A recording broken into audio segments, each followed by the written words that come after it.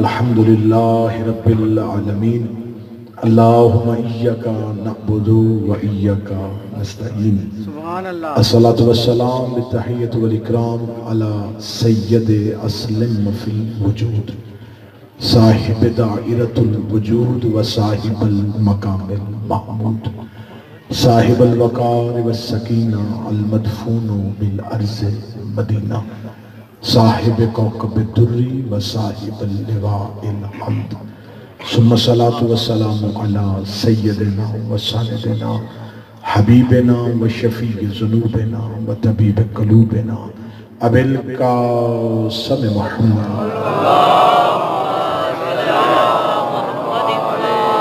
وأولاده الطيبين الطاهرين المعصومين المظلومين المنتجبين المهديين ولعن الله تعالى على قوم الظالمين الكافرين المنافقين المتكبرين أما بعد فقد قال حق سبحانه تعالى في كتابه المجيد وفرقان الحميد وهو أصدق الصادقين وقوله الحق بسم الله الرحمن الرحيم يا أيها النبي إن أرسلناك شاهدا ومبشرا ونذيرا داعيا إلى الله بإذنه وسراجا منيرا عبادت میں شمولیت فرمائیں درود سارے صاحبان مل کے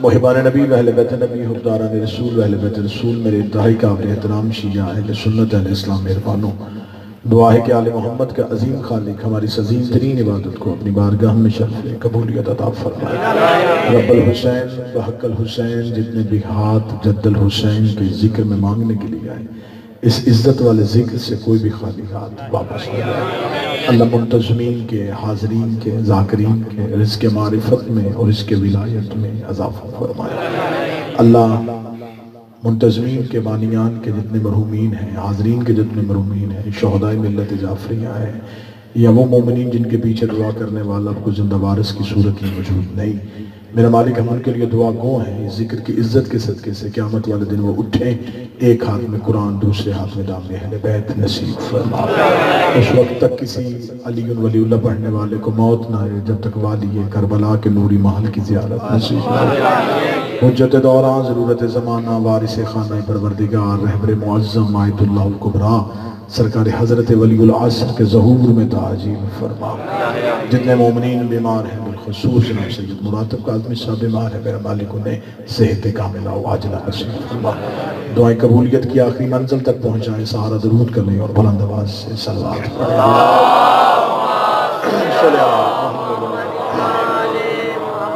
اجازت ہے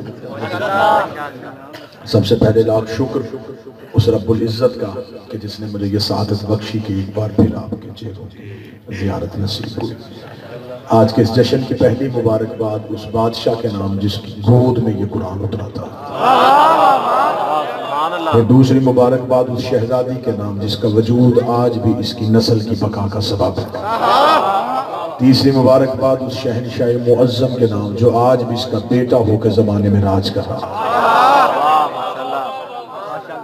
ان تینوں بارگاہوں سے جو اجر ملے میرا مالک اس اجر کو ان حاضرین میں برابر تقسیم فرمائے نیت کے مطابق اجر عطا فرمائے یہ جشن ہے ان بادشاہوں کا جو اس نے بنائے اپنے لیے تھے دے ہمیں دیے ربیع الاول لفظ ہی اللہ کی خوشی کا مظہر ہے ربی کہتے ہیں بہار کو اول کہتے ہیں پہلی کو یہیں سے اللہ کی محبت کا اندازہ ہو جاتا ہے نبی آخری ہے بہار پہلی ہے آیا سب سے آخر میں لیکن اس کے لیے پہلی بہار ہے اس میں میرے اہل سنت بھائی 12 کو مناتے ہیں ہمارے ہاں یہ جشن 17 کو مناتے ہیں 12 اور 17 پہ ہم نے بحث کرنی نہیں یہ بڑی چھوٹی بحث ہے کہ تاریخ 12 ٹھیک ہے یا 17 ٹھیک ہے 12 بھی چاند کی تاریخ ہے 17 بھی چاند کی تاریخ ہے چاند نہ تھا اور یہ تھا یہ چاند کے بعد نہیں یہ چاند سے پہلے زحمت فرمائیے گا سارے یہ چاند پہلے یہ چاند سے بعد نہیں چاند نے روشنی لی ہے سورج سے سورج کو روشنی انہوں نے عطا کی لہذا اس بات میں ہم نے بحث نہیں کرنی یہ 12 ہیں یا 17 ہیں 12 بھی ٹھیک ہے 17 بھی ٹھیک ہے ذکر ہونا چاہیے اور پھر جس نے بھی میلاد منایا اس نے اس میلاد کا ٹائٹل جو ہے وہ بڑا اچھا رکھا، جشن عید میلاد النبی۔ مسجد کے باہر بھی یہی لکھا تھا، امام بارگاہ کے باہر بھی یہی لکھا ہے، بنتا بھی یہی ہے، لفظ بھی یہی ہونا چاہیے، عید میلاد النبی۔ میلاد فارسی زبان کا لفظ ہے، میلاد کا اردو میں ترجمہ ہے سالگرہ، نبی کی سالگرہ۔ یہ منا ہی وہ سکتا ہے جو نبی کو پہلے دن سے نبی مانتا ہے۔ یہ میلاد محمد نہیں، یہ میلاد نبی ہے، یہ نبی کا میلاد ہے۔ اس میں 12 کی بحث 17 کی بحث ہے ہی نہیں، ہم نے 12 بھی پوچھنی ہے تو پھر بھی تاریخ سے پوچھنی ہے، ہم تو اس دور میں تھے ہی نہیں، ہم نے ہسٹری سے پوچھنی ہے کہ نبی کب آئے تھے۔ مورخ ابھی پیدا ہی نہیں ہوئے، راوی سے پوچھیں کہ راوی صحیح بتا ہی نہیں سکتا، راوی ابھی مسلمان ہی نہیں ہوا۔ تو آپ ہم سے پوچھیں کہ ہم نے 17 کیوں منائی ہے؟ ہمیں جس نے منائی ہے اس کے گھر میں آیا ہے۔ ہم کم از کم اتنے مطمئن ہیں کہ جس نے ہمیں بتایا ہے وہ خود انہی کے گھر میں آیا ہے۔ تو جن کے گھر میں آئے ہیں وہ بتا سکتے ہیں دن میں آئے ہیں یا رات میں آئے ہیں، 17 کو آئے ہیں یا 18 کو آئے ہیں، خبر حضرت عمران دے سکتے ہیں۔ تو میلاد النبی منائی ہو سکتا ہے جس کے حضرت ابو طالب سے تعلقات اچھے ہیں۔ نبی کے آنے کا پہلا راوی رسول کے چچا حضرت ابو طالب، لہذا 12-17 میں بحث نہیں، چلیں اس سے بھی آگے نکلیں۔ اب تو جیسے جیسے زمانہ علم پہ آ رہا ہے، شعور بلند ہو رہا ہے، ویسے ویسے انسان کے عقیدے میں بھی ترقی ہو رہی ہے۔ پہلے یہ بحثیں ہوتی تھیں کہ یہ ذکر کرنا چاہیے یہ نہیں کرنا چاہیے، اب سوشل میڈیا کا دور ہے، اب بچے ہتھیلی پہ کائنات اٹھا کے پھر رہے ہیں، وہ ساری چیزوں سے باخبر ہیں، اور یہ اسی سوشل میڈیا کی وجہ سے، اسی علم کی ترقی کی وجہ سے، اسی شعور کی پرواز کی وجہ سے ہے کہ اس سال بڑے اچھے اچھے اقدامات دیکھنے کو آئے۔ میرے اہل سنت بھائیوں نے نبی کے گھوڑے کی شبیہ نکالی۔ میرے شہر کے زیرت لوگ بیٹھے ہیں، آپ نے اس پہ تائید کا حق ادا نہیں کرنا تو پھر کس نے کرنا ہے؟ میرے اہل سنت بھائیوں نے کراچی میں نبی کے گھوڑے کی شبیہ نکالی۔ ہم تنقید کرنے والے لوگ نہیں ہیں، قطعاً میں ممبر سے تنقید نہیں کروں گا، تنقید کروں گا ان کا دل ٹوٹ جائے گا۔ میں شیعہ قوم کی طرف سے انہیں سلوٹ کرتا ہوں، میں شیعہ قوم کی طرف سے انہیں سلام کرتا ہوں کہ آپ نے اس تنگ نظری کے دور میں نبی کے گھوڑے کی شبیہ نکالی، اور میرا خیال ہے میرے شہر والوں یہ پہلا گھوڑا تھا جسے دیکھنے سے کسی کا نکاح بھی نہیں ٹوٹا، یہ پہلا گھوڑا تھا جسے دیکھنے سے کسی کا ایمان خطرے میں نہیں گیا تھا، یہ پہلا گھوڑا تھا جسے مسلمانوں نے جی بھر کے دیکھا، محبت کی آنکھوں سے دیکھا۔ تو پھر علماء کرام نے اپنے بیانات بھی جاری کر دی، انہوں نے کہا یہ شیعہ جو ہے یہ جذباتی ہو گئے، یہ شیعوں والا گھوڑا نہیں تھا، یہ ماتم والا گھوڑا نہیں تھا، یہاں زنجیر زنی نہیں ہو رہی تھی، یہاں درود پڑھا جا رہا تھا، یا چہرے میں مسکراہٹ تھی۔ میں نے کہا ہم پھر بھی آپ کو خوش آمدید کہتے ہیں، دیر سے آئے لیکن درست آئے ہیں۔ آج آپ کو نبی کی سواری یاد آ گئی ہے، کل آپ کو نبی کی سواری یاد آ گئی۔ سارے بولنا بولتے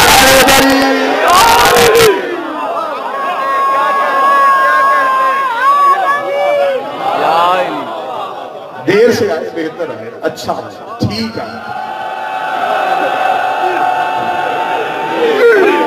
اگر آج آپ کو یہ خبر ہو گئی کہ جس پہ نبی بیٹھا کرتے تھے اس کی عزت کی جا سکتی ہے، تو جو نبی پہ بیٹھا کرتے تھے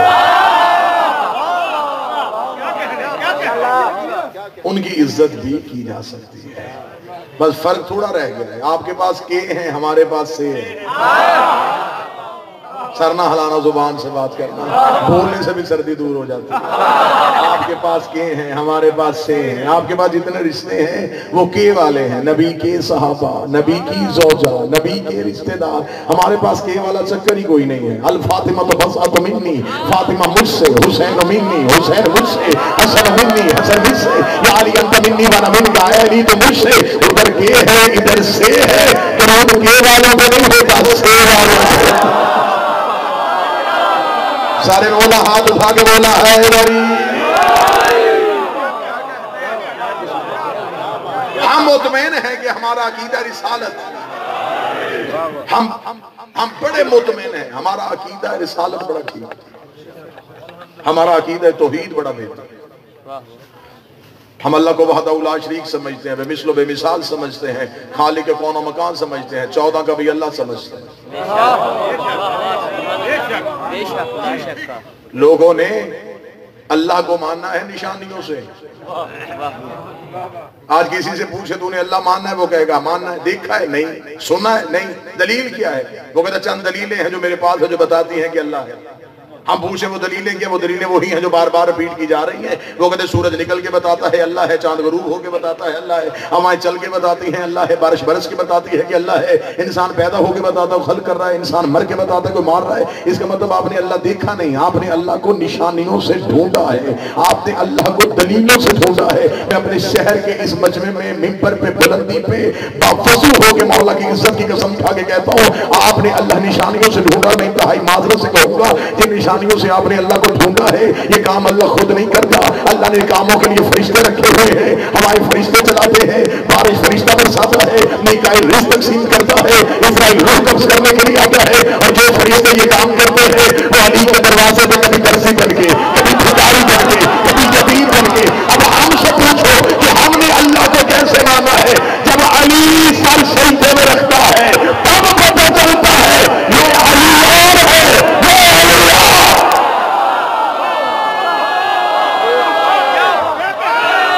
مومنین ایسری دونوں ہاتھ بلند کر کے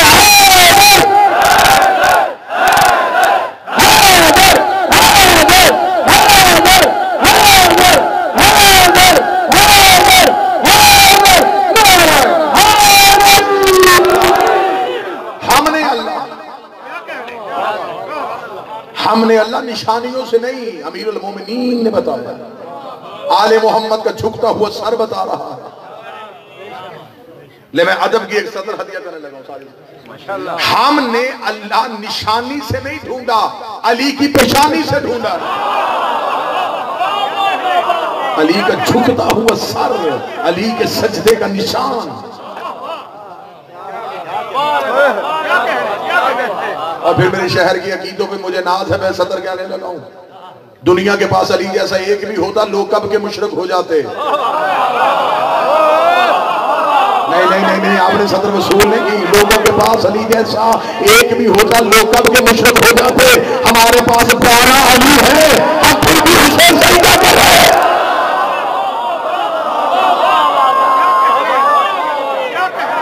قطعاً کوئی ہمارے عقیدہ توحید پہ شک نہ کرے. ہمیں علی نے بتایا ہے کہ اللہ, اور ہمیں اللہ نے بتایا ہے کہ علی کیا ہے. ہم علی کی زبان سے نکلا ہوا اللہ مانتے ہیں اور اللہ کے لہجے سے نکلا ہوا علی مانتے ہیں. ہمارا عقیدہ لا الہ الا اللہ سے شروع ہوتا ہے, علی ولی اللہ پہ آتا ہے. ہم علی اللہ کے قائل نہیں, درمیان میں لفظ ولی ہے. اسی ولایت کو تو ہم کہہ رہے ہیں, اس ولایت اس اختیار کو ہم مانتے ہیں. کسی نے نہیں دیکھا اللہ, انہوں نے کہا ہے, ہم نے کہا ہے. اور اب سطر وصول کرنا جو عقیدہ سنتے ہو, ہم نے انہوں سے سنا ہے کہ اللہ ہے, انہوں نے کسی سے سنا نہیں.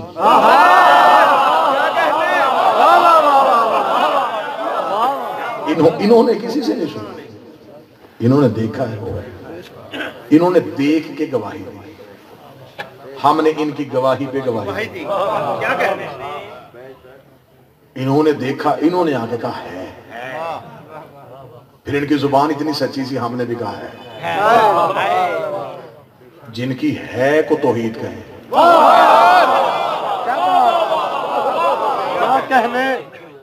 ہمیں فخر ہے, ہم نے توحید بت پرستوں سے نہیں سیکھی, کعبے کے مالک سے سیکھی.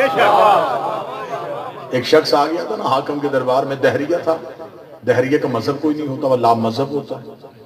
دہریہ اس کا عقیدہ یہ ہوتا ہے کہ یہ کائنات خود ہی وجود میں آئی یا خود ہی فنا ہو جائے گی, کوئی طاقت نہیں ہے, کوئی اللہ نہیں ہے. وہ دہریہ آ گیا حاکم کے دربار میں, اسے آگے سوال کیا, اسے کہا جی میں مسلمان ہونا چاہتا ہوں.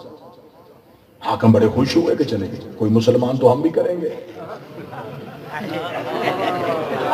ابھی خوشی چہرے پہ تھی, اس نے ساری کی ساری خوشی واپس لے لی. اسے کہا مسلمان بعد میں ہوں گا, پہلے سوال کا جواب چاہیے. انہوں نے کہا دہریہ ہے, مشکل بات تو پوچھے گا نہیں. انہوں نے کہا ہاں سوال کر, کیا سوال ہے؟ اسے حاکم کے دربار میں کھڑے ہو کے کہا, اس نے کہا تمہارے قرآن میں آیت ہے ان اللہ علی کل شیء قدیر, بے شک اللہ ہر شے پہ قادر ہے. اس نے کہا ہاں یہ آیت ہے. اس کا واقعی یہ آیت ہے، اس کا بالکل یہ آیت ہے، اس کا تمہارا یقین بھی ہے، تو ہر شے پہ قادر ہے، ان کا بالکل یقین ہے۔ اس کا میں سوال کروں، ان کا سوال کر، اس کا میرا سوال یہ ہے کہ کیا تمہارا اللہ کوئی اور اللہ بھی بنا سکتا ہے؟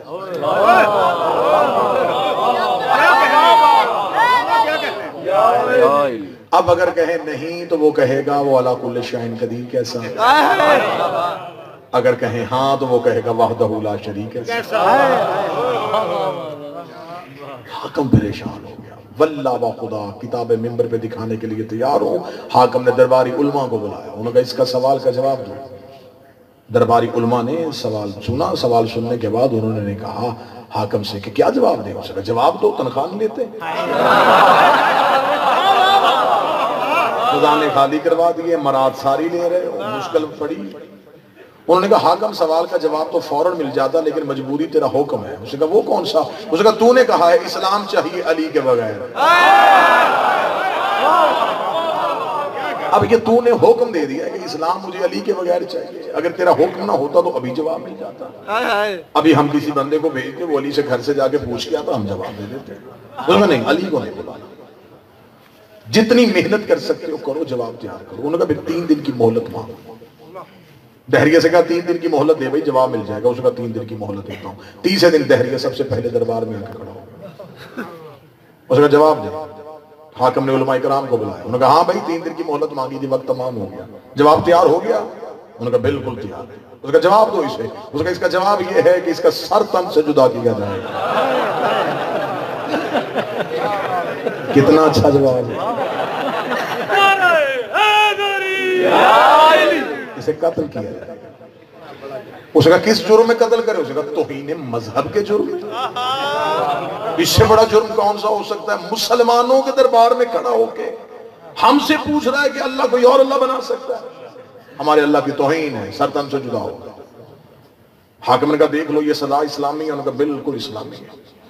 حاکم نے جلاد سے کہا تلوار ننگی کرو، سر تن سے جدا کرو۔ جلاد کی ننگی تلوار دہریہ کی گردن پہ اسے اونچا کہہ چل گیا۔ حاکم نے کہا موت سر پہ ہے تو مسکرا رہا ہے۔ اس کا مسکرا تیری بے بسی میں رہا ہوں، میں جا رہا ہوں، سوال زندہ ہے۔ اس شہر کا نام میں جا رہا ہوں، سوال زندہ ہے، میں مر جاؤں گا، میری لاش تو دربار سے باہر پھینکے گا، لوگ پوچھیں گے کیوں مارا؟ تو وجہ بتائے گا، وہ وجہ ایک سے دوسرے کام میں، دوسرے سے تیسرے کام میں۔ ایک وقت آئے گا میرا سوال مذہب بن جائے گا، میں اس مذہب کا بانی ہو جاؤں گا، ہمیشہ کے لیے زندہ رہوں گا۔ حاکم نے جلال سے کہا تلوار واپس، تلوار واپس۔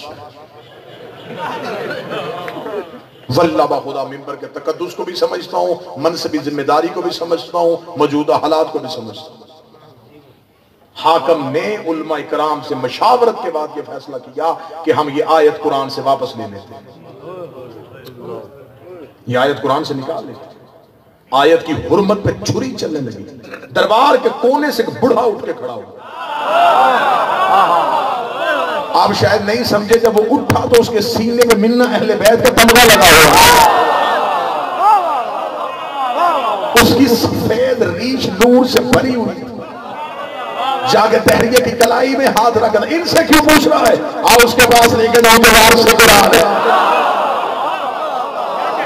آگے آگے سلمان، پیچھے پیچھے دہریہ، اپنی جھکی ہوئی نگاہوں سے صراط مستقیم کا تعین کرتا ہوا کیا بات دہلیز امیر المومنین کی طرف دہریہ ہے۔ جناب سلمان کا دہلیز پہ جانا تھا، دہلیز پہ جا کر رکا، دہلیز پہ رکے نہیں، صرف رکا ہی نہیں، پھر جھکا۔ جھکنے کے بعد اپنی داڑھی کو مس کیا، مس کرنے کے بعد ابھی سلمان کی جبین پہ اس دہلیز کی خوشبو تھی۔ یہ اندر سے علی کی آواز ہے، سلمان دہریہ آ گیا ہے۔ دہریہ واپس پلٹنے لگا، سلمان نے کہا کہاں جا رہا ہے؟ اسے کہا جو ملنے سے پہلے مجھے جانتا ہے وہ یقیناً جواب ہی جانتا ہوگا۔ علی دروازے سے باہر آئے، علی کا آواز ہے تیرا سوال ہے کہ اللہ ہر شے پہ قادر ہے، بے شک اللہ ہر شے پہ قادر ہے، اب تیرا سوال یہ تھا کہ وہ اللہ کوئی اور اللہ بھی بنا سکتا ہے؟ علی نے فرمایا وہ ایک نہیں 1000 اللہ بنا سکتا ہے، لیکن اتنا یاد رکھنا وہ جتنے بھی اللہ بنائے گا وہ مخلوق ہوں گے، خالق نہیں رہے گا، وہ مخلوق ہوں گے، خالق تو وہ اللہ ہے۔ مومنین مل کے نعرہ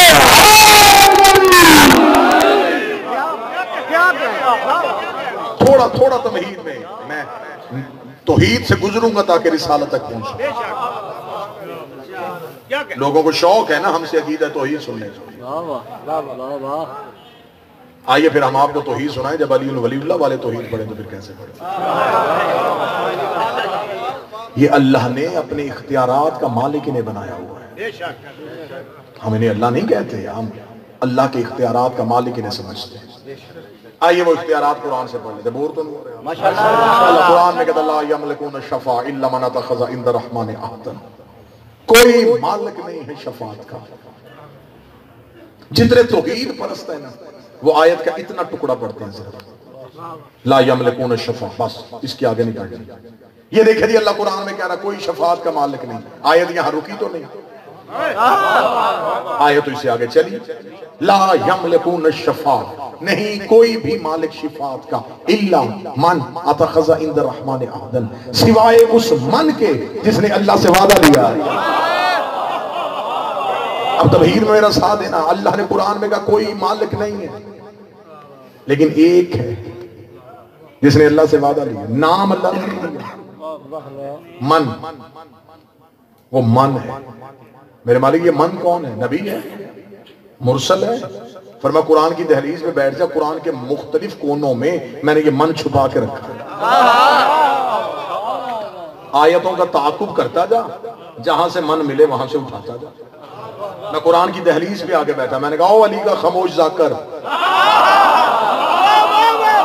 مجھے پتا تیرے سینے میں کوئی اور من بھی ہے۔ قرآن کی ایک آیت نے سر اٹھایا، اسے کہا یوم اذن لا تنفع شیء الا من اذن له، ایک وقت آئے گا کوئی چیز نفع نہیں دے گی سوائے اس من کے جسے اللہ نے اجازت دی ہوئی ہے۔ میں نے قرآن سے کہا میں اللہ سے پوچھنے گیا، اسے کہا شفاعت من کے پاس ہے، تو نے کہا ایک من ہے جو قیامت والے دن نفع دے گا۔ میں تو من پوچھنا چاہتا ہوں یہ من کون ہے؟ آدم ہے، عیسیٰ ہے، یحییٰ ہے، زکریا ہے، موسیٰ ہے، خضر ہے، مجھے یہ من بتا۔ قرآن نے کسی اور آیت کے دروازے میں دستک دے، میں آگے چلا گیا، پھر ایک اور قرآن کی آیت نے سر اٹھایا، اسے کہا السماوات والارض، ایک دن آئے گا زمین بھی ہلاک ہو جائے گی، آسمان بھی جل جائے گا، الا من، سوائے اس من کے شاء اللہ جسے اللہ نے چاہا ہوا ہے۔ اس کا مطلب ہے پھر قرآن نے ہمیں من بتایا، نام نہیں بتایا۔ میں نے کہا قرآن مجھے من کا پتہ چاہیے، مجھے من کا نام چاہیے، یہ من کہاں رہتا ہے؟ قرآن کا میں ایک ایڈریس دیتا ہوں، وہاں تک پہنچنا دور ہے۔ میں نے کہا وہ ایڈریس بتاؤ، اس نے کہا من الناس من یجری نفسہ بغا مرضات اللہ واللہ خبیرا، انسانوں میں ایک ایسا من رہتا ہے جو سود مرضیاں خرید لیتا ہے۔ میں نے کہا قرآن میں من کہاں ہے؟ اس میں کل کفا باللہ شہید ہے بینی و بینکم ومن عنده علم الکتاب، ایک اللہ کی گواہی کے لیے ایک اللہ آئے گا، ایک وہ من آئے گا جس کے پاس کتاب کا پورا علم ہے۔ میں نے کہا قرآن اس من کا چہرہ کیسا ہے؟ قرآن کا عام ہے، تجھے بتاؤ یا متوجہ رب ذل جلال والاکرام، ایک وقت آئے گا ہر چیز ہلاک ہو جائے گی سوائے اس من کے جسے اللہ کا چہرہ کہتے ہیں۔ میں نے کہا قرآن کے من کا نام کیا ہے؟ قرآن کا مجمع قدیر کے چوک بولا، نبی نے کہا ہمیں من دکھا، نبی نے ہاتھ پکڑ کے کہا من کو بتایا۔ مومنین مل کے بلند آواز سے علی حق نعرہ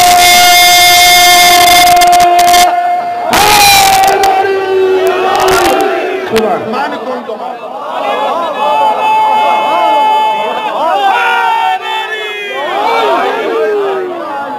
یہ ہے وہ من، یہ ہے وہ من۔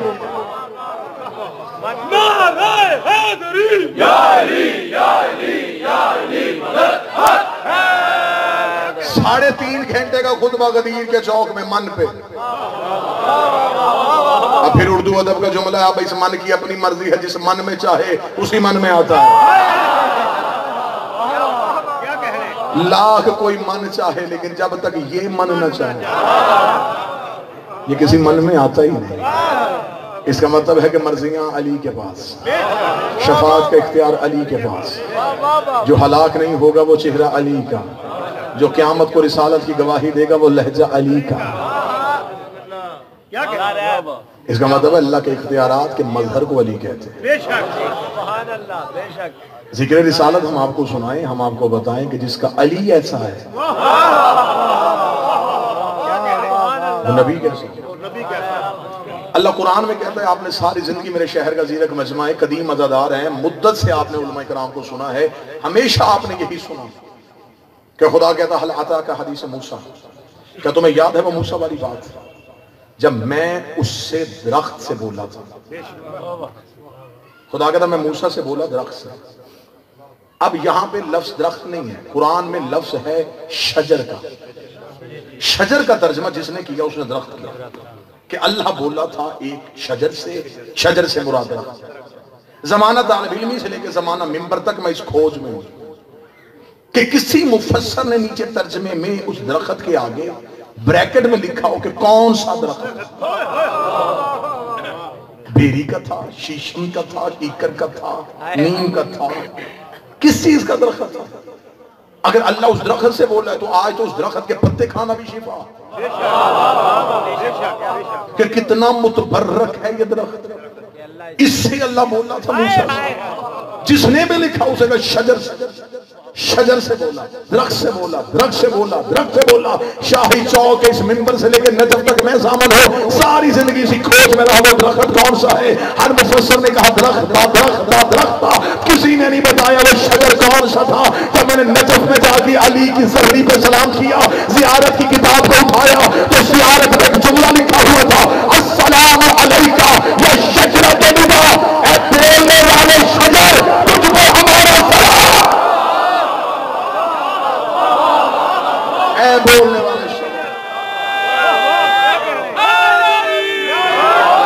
جب ہمیں پتا چلا کہ شجر علی ہے، اب سطر کا قتل نہ کرنا، جب پتا چلا شجر علی ہے تو اب قرآن کی یہ آیت بھی کھل کے سامنے آ گئی، آدم شجر کے قریب نہ جانا.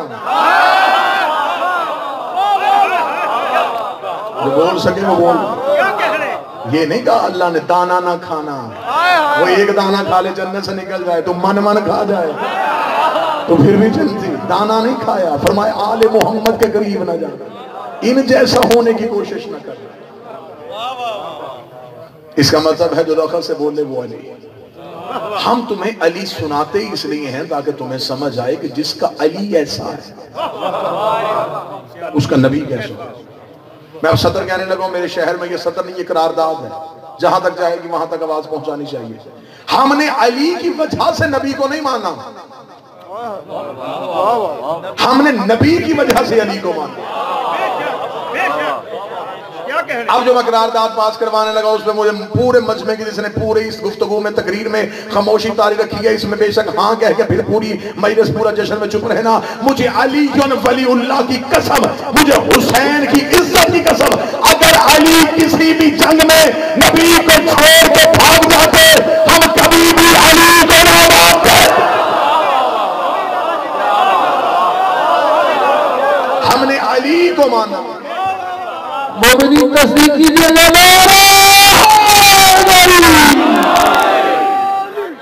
ہم نے علی کو مانا ہے اس وجہ سے کہ علی کی پوری زندگی میں احترام رسالت. ہم نے علی سے نبی لیا اور مولا علی کی پوری زندگی میں نبی کے سامنے کیوں، کیا، کیسے ہے ہی نہیں. لبیک، اس لبیک یا رسول اللہ کا بانی علی ہے. او گھر جلانے والوں، او کیلے لوٹنے والوں، عادتیں ابھی تک نہیں گئی، کھجوروں کے باغ سے جلی تھی، کیلے کی ریڑی تک پہنچ گئی، اندر کی بھوک ابھی بھی ختم نہیں ہوئی، زبان پہ عشق رسول کے نعرے. لبیک یا رسول اللہ کا بانی علی ابن ابی طالب ہے. احتجاج کرنے کا طریقہ ہی ہم سے سیکھ لیتے. سب سے زیادہ احتجاج یہ قوم کرتی ہے اور یہ وہاں قوم ہے جس کا احتجاج لائسنس یافتہ ہے. ہم سرکاری پروٹوکول کے ساتھ، ہم پولیس کے آگے آگے بھاگ کے احتجاج نہیں کرتے. آپ تائید فرمائیں گے تو میں 2-4 جملے کہوں گا. مدت کے بعد آیا ہوں، مزاج تو نا آپ کا بدلا ہوا دیکھیں. ہم پرامن لوگ ہیں، ہم مہذب ترین قوم ہیں. ہم سے یہ احتجاج کا طریقہ سیکھ لیتے، سب سے زیادہ احتجاج ہی ہم نے کیے. اور یہ تو عقل کا تقاضا، جس کا زیادہ تجربہ اسے سیکھ لیتا ہے بندہ. ہم سے پوچھ لیتے ہیں تمہارا زیادہ تجربہ ہے، تم ہر سال میں کئی دفعہ نکلتے ہو، ہمیں بتاؤ احتجاج کا طریقہ کیا ہے، ہمیں بتاؤ سڑکوں سے گزرنے کا طریقہ کیا ہے. ہم نے آج تک 1400 سال ہو گئے میری قوم کو لبیک یا حسین کہتے ہوئے گلیوں میں بازاروں میں چوکوں میں چوراہوں میں آتے ہیں. ہم نے آج تک کبھی کسی کا دن کا بھی نہیں توڑا، ہم نے آج تک کسی کے دیوار پہ پتھر بھی نہیں مارا. اتنی پرامن ہو کے میری قوم گزر جاتی ہے کہ پوری رات حسین کے ماتمی قیمتی ترین مارکیٹوں میں ماتم کرتے پھرتے ہیں. دکاندار مطمئن ہو کے گھر سویا ہوتا ہے، اسے پتا ہے حسینی کبھی چور نہیں ہوتا، حسینی کبھی کسی کا گھر کا تالا نہیں توڑتا، حسینی کبھی کسی کا سامان نہیں لوٹتا. ہم نے آج تک نہ آگ لگائی ہے نہ کسی کا گھر لوٹا ہے، کیونکہ ہم آگ لگانے والے کو بھی عبادت کرتے ہیں. مومنین کا ہاتھ بلند کر کے لبیک یا حسین، لبیک یا حسین، لبیک یا حسین، لبیک یا حسین، لبیک یا حسین، لبیک یا حسین. یا امام المنتظر، یا امام المنتظر، علی حق نعرہ حیدری. ہم سے سیکھو لبیک یا رسول اللہ کہاں کیسے جاتا ہے. ایک بلاک لبیک یا رسول اللہ کہنے کے لیے لبیک یا حسین کہنا پڑتا ہے. حسین کے لہجے میں ہے لبیک یا رسول اللہ. احتجاج کا طریقہ ہم سے سیکھو، ہم سے سیکھو کہ نبی کی عزت پہ کیسے نکلا جاتا ہے. میں پورے ملک میں اپیل کر رہا ہوں، اگر احترام میں رسالت کا قانون بنے سب سے پہلے ہم شیعہ کھڑے ہیں. حرمت رسول پہ جان بھی قربان ہے، یہ جچتا ہی ہماری زبان سے ہے. آپ چپ بیٹھے ہیں، دلیل دوں. اس لیے کہ جس نے سب سے پہلے بستر پہ بیٹے سلائے تھے، یہ جان بھی قربان والا لفظ حضرت عمران نے شروع کیا ہے. عزت رسالت کی بات ہو ہم سب سے پہلے جائیں گے، ہم سب سے پہلے کھڑے ہوں گے. لیکن یہ کوئی انصاف نہیں ہے. آپ گستاخ رسول کو سزا دینا چاہتے ہیں تو آپ کسی کا گھر جلائیں. آپ توہین رسالت کا قانون بنانا چاہتے ہیں، آپ قانون بنائیں نا. آپ سینٹ میں بل پیش کریں، آپ قانون سازی کریں. قانون سازی کرنے میں سرکار آپ نے دیر کر دی ہے. پہلے سلیبس بدلیں، پہلے نعتیں بدلیں. ابھی تک میں ایک بڑا پڑھا لکھا جملہ کہنے لگا ہوں، ابھی تک لوگوں کو یہ نہیں پتا چلا کہ سیرت نبی کانفرنس میں سورت نبی کی بات نہیں کرتے.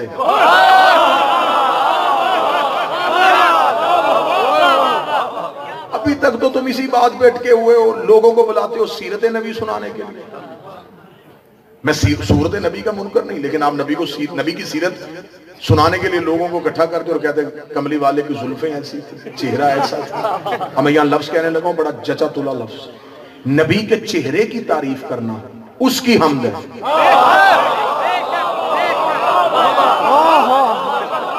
بھئی نبی کے چہرے کی تعریف کرنے میں نبی کی نعت کہاں ہے؟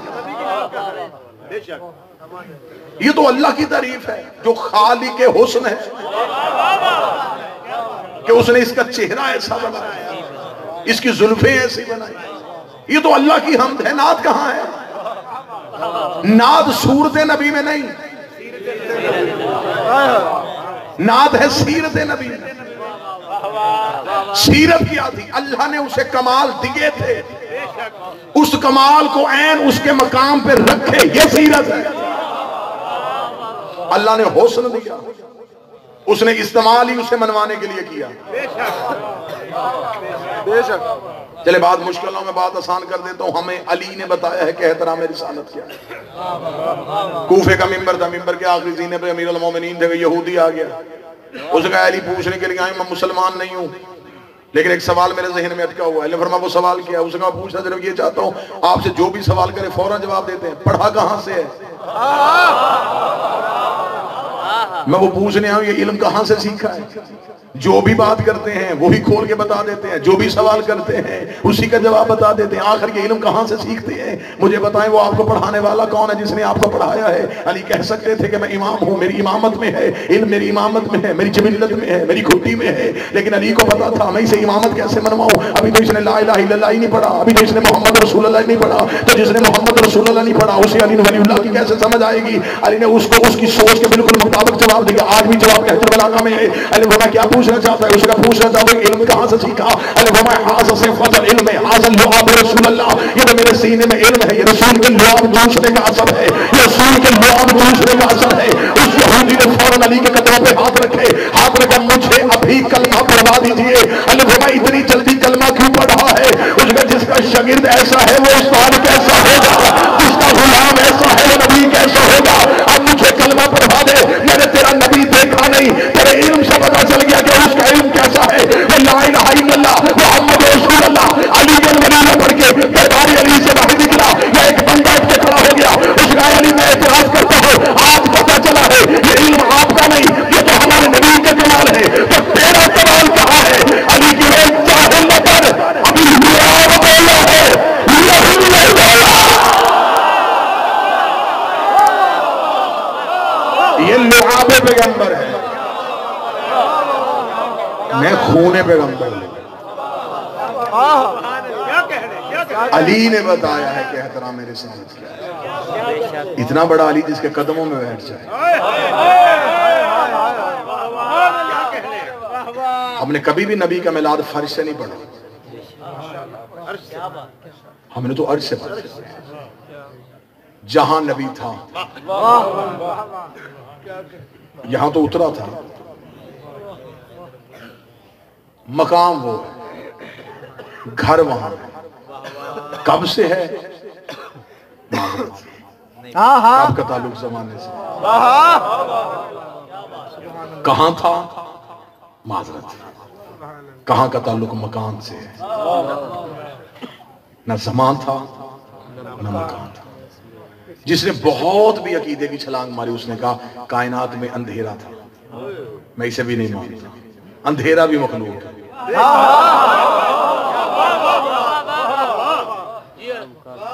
کیا کہنے؟ کوئی مخلوق تھی نہیں، روشنی تھی، روشنی مخلوق ہے، سناٹا تھا، نہیں مخلوق ہے، خاموشی تھی، غلط، مخلوق ہے، کیا کہوں کیا تھا؟ میری زبان جبریل کی طرح کام کے پیچھے رہ جاتی ہے۔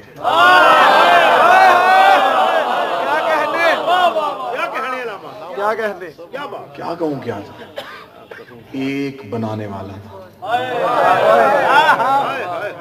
ایک بننے والا، ایک عزت دینے والا تھا، ایک عزت پانے والا تھا، وہ اپنی کبریائی کی تنہائی میں رہتا تھا، اس نے مشیت میں فیصلہ کیا کوئی تو ہو جو مجھے بھی پہچانے۔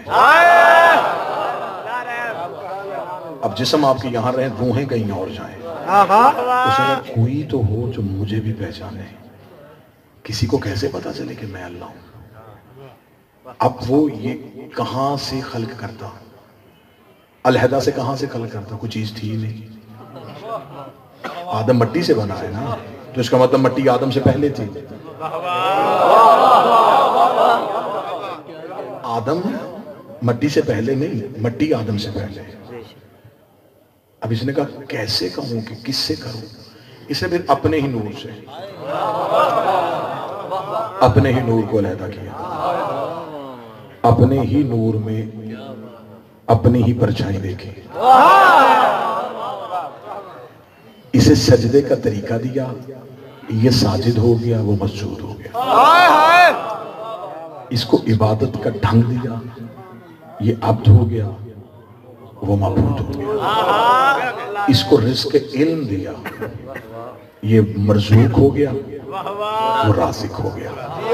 جب اپنے کمالات اسے دیتا رہا، دیتا رہا، ایک ذات صرف اپنے پاس بچائی جو اللہ تھی۔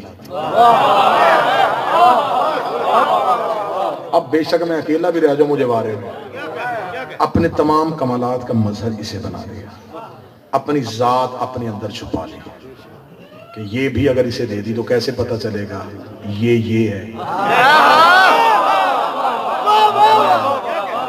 ذات اپنے پاس رکھی, کمالات اسے دے دیے, کیونکہ اس کے پاس ارادہ تھا, وجود نہیں تھا. اس کے پاس وجود تھا, ارادہ نہیں تھا. اس نے اپنا ارادہ اس کے وجود میں ڈال دیا. اس نے کہا اب میرا ارادہ تیرے وجود میں ہے, اب بولے گا تو لہجہ میرا, راضی تو ہوگا رضا میری, ناراض تو ہوگا غضب میرا. جب اس نے اپنے کمالات اسے دے دیے تو اس نے کہا کہ اب تجھے تو میں نے کمالات دے دیے, ابھی کمالات بھی کوئی دیکھے. اس نے کہا چل ٹھیک ہے, اب میں کچھ خلق کرتا ہوں تیرے لیے. تجھے بنایا اپنے لیے, کائنات بناتا ہوں تیرے لیے. تو نے چلنا ہے نا, زمین پہ جاتا ہوں, تجھ میں سایہ رکھے ایک عرش سجاتا ہوں, تجھے نور لے ایک سورج بناتا ہوں, تیرے پاؤں کے تلوے چاٹے ایک چاند بناتا ہوں, تیرے دروازے پہ کمی بن کے آئے ایک تارا بناتا ہوں.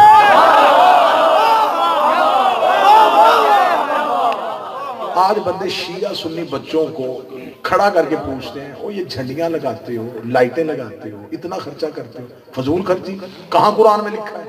ہاں میں تجھے قرآن میں دکھاؤں میلاد نبی کا. نبی کا سب سے پہلا میلاد منایا ہی اللہ نے. زمین کا قلین بچھایا نبی کے لیے, آسمان کا سائبہ لگایا نبی کے لیے, سورج کی لائٹ رکھی نبی کے لیے, چاند کی روشنی رکھی نبی کے لیے, ستاروں کی چمک رکھی نبی کے لیے, ہواؤں کو ترنم بخشا نبی کے لیے, دریا میں روانی رکھی نبی کے لیے. فرمایا میرا محمد تو میرے لیے ہے, سب تیرے لیے ہے, تو میرے لیے ہے, سب تیرے لیے ہے. ابھی آج یہاں کوئی شاہی شوق میں آئے گا وہ وہاں سے کھڑا ہو کے پوچھے گا سامنے یہ لائٹیں کیوں ہیں, یہ صاحبہ کیوں ہے, یہ قلیر کیوں ہے, یہ اتنے لوگ کیوں کرتے ہیں, وہ آپ باہر سے کوئی بتا دے گا.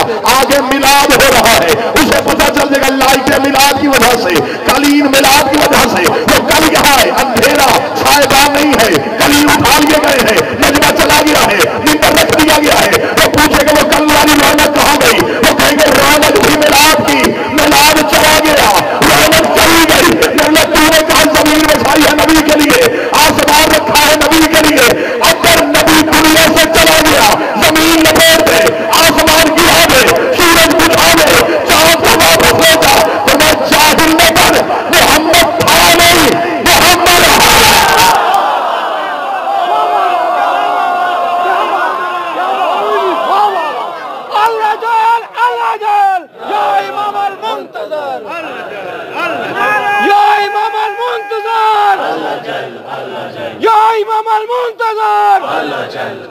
علی حق نعرہ حیدری.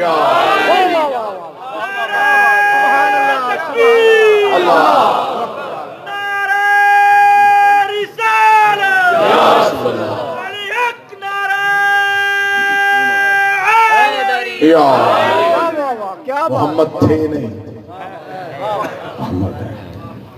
آج بھی کوئی محمد ہے.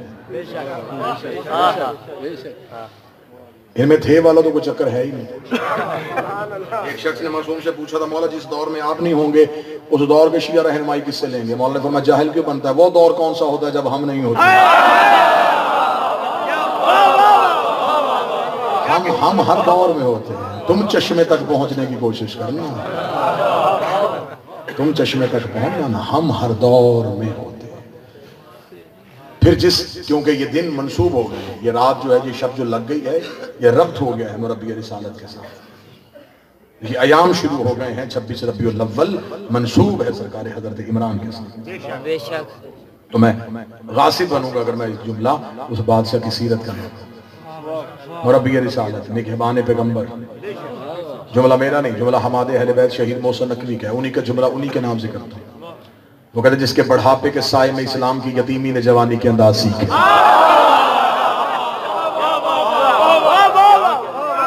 جس کی انگلی پکڑ کے رسالت نے چلنا سیکھا, جو ایک ہی وقت میں 2 حجتوں کو پالتے تھے, جس کی ایک انگلی میں رسالت اور دوسری میں امامت، جو 2 قرآن اکٹھے اٹھاتے تھے، وہ مربی کے رسالت، جس کے بارے میں آج مسلمانوں کو شکوہ ہے، آخری وقت تک کلمہ نہیں پڑھ سکے تھے۔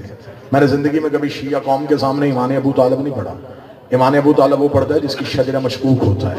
میں فضائل ابو طالب ہی پڑھتا ہوں اور فضائل ابو طالب کا ہی قائل ہوں۔ سارے زمانے کو تم نے سلیبس میں لٹریچر میں بچوں کو یہ بتا دیا مردوں میں سب سے پہلے کلمہ انہوں نے پڑھا، اسلام میں سب سے زیادہ قربانیاں انہوں نے دی۔ تم نے یہ کیوں نہیں بتایا کہ اسلام کی پہلی دعوت کس کے گھر ہوئی؟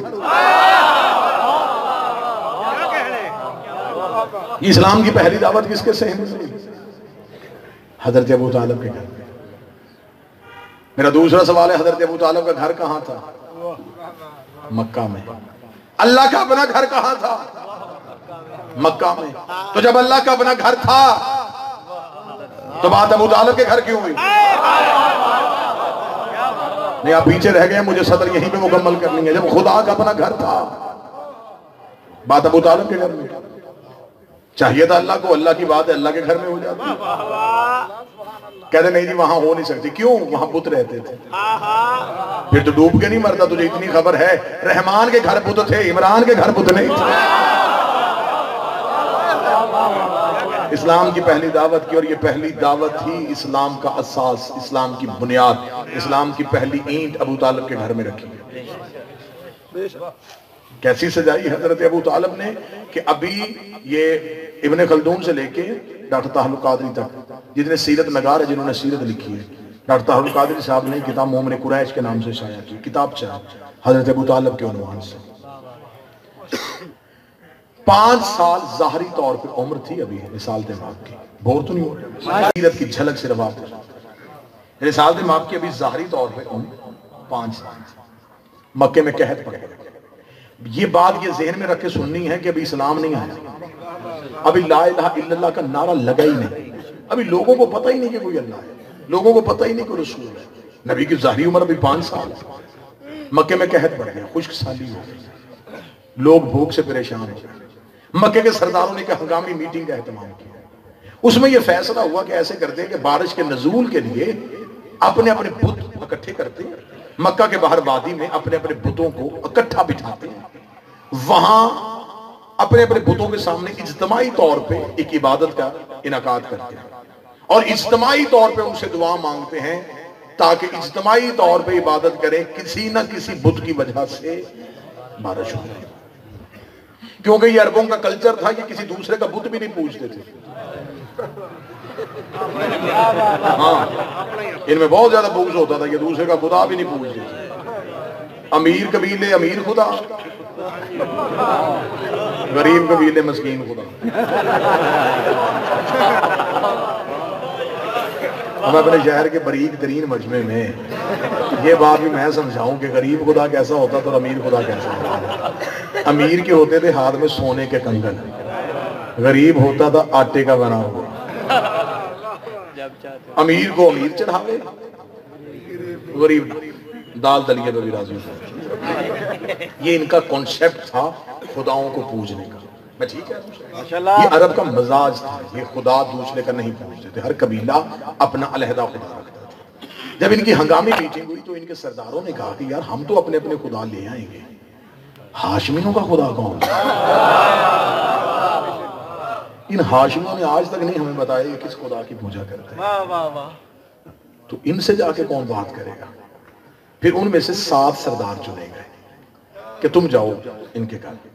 وہ 7 آئے، دروازے پہ دستک دی، اندر سے حضرت عمران ہے، مکالمت سننا اور دل کو تسلی ہو۔ انہوں نے حضرت ابو طالب سے کہا جی وہ ہم نے آج ایک میٹنگ کی تھی تو اس میں یہ فیصلہ ہوا کہ کل ہم نے اپنے اپنے خدا لے کے مکے کے باہر وادی میں آنا۔ تو حضرت ابو طالب نے کہا کیوں، کیا کرنے لگے؟ انہوں نے کہا جی وہ اجتماعی عبادت کرنے لگے ہیں بارش کے لیے۔ اچھا تو بارش کیوں چاہیے؟ وہ جی بھوک پڑ گئی ہے، خشک سالی ہو گئی ہے، لوگ بھوک سے مر رہے ہیں۔ فرمایا اچھا یہ سارا روٹی کے لیے کر رہے ہو؟ اگر کھانے کا پرابلم ہے تو ہمارے دسترخوان سے لے جایا کرو۔ یہ جملے ہیں کتاب میں۔ حضرت ابو طالب نے کہا ہم نے کبھی اپنا دسترخوان بند نہیں کیا۔ جتنے نوجوان بیٹھے ہیں، جناب ہاشم کا نام ہاشم ہے، عربوں میں سب سے مہنگی ڈش کو حشم کہتے ہیں۔ ہوشم کہتے تھے اونٹ کے شوربے میں بھگوئی ہوئی روٹی. اب اونٹ کا شوربہ اسی نے پکانا جس نے اونٹ ذبح کرنا تھا. تو آج بھی اونٹ ذبح کرنا مہنگی ترین قربانی ہے. 3 گلیاں کٹھی ہو جاتی ہیں جہاں اونٹ ذبح ہونا. میں ٹھیک کہہ رہا ہوں یہ غلط؟ اس دور میں بھی اونٹ کی قربانی ایسی تھی. تو اب جس کے گھر میں اونٹ قربان ہوگا اسی کے گھر میں اونٹ کا گوشت ہوگا, اسی کے گھر میں اونٹ کا شوربہ. اور جو روز شوربہ بھگو کے روٹی کھلاتا تھا اسے ہاشم کہتے تھے. دسترخوان لگتا تھا ہوشم کا, نام مشہور ہو گیا ہاشم ہاشم ہاشم. حضرت ابو طالب نے کہا ہمارے دسترخوان سے آگے کھانا لے جائے. انہوں نے کہا نہیں, بات کھانے کی نہیں ہے, کب تک آپ کے گھر سے لیتے رہیں گے. یہ مزہ ہے فیصلہ آباد میں پڑھنا, کب تک آپ کے گھر سے لیں گے. حضرت ابو طالب نے کہا پھر کیا چاہتے ہیں؟ انہوں نے کہا جی ہم چاہتے ہیں کہ آپ کی آفر جو ہے وہ سر آنکھوں پہ, کل خدا لے کے آئے, کل اپنا اللہ لے کے آئے. حضرت ابو طالب نے کہا ٹھیک ہے کل ہم آ جائیں گے. آپ آئیں گے؟ ہاں آؤں گا. خدا لے کے آنا ہے. حضرت ابو طالب نے کہا ہاں تو میں آؤں گا نا.